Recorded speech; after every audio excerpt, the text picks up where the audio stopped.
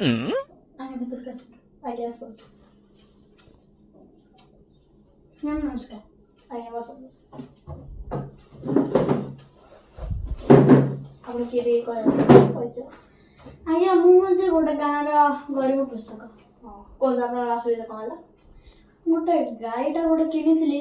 କିଛି କାମରେ ଆସିଲାନି କ'ଣ ଗାଈ ହଁ ଗାଈ ତ କିଣିଲେ ବଢ଼ିଆ ଲାଭ ଅଛି ଆରେ ସେ ଗାଈଟାକୁ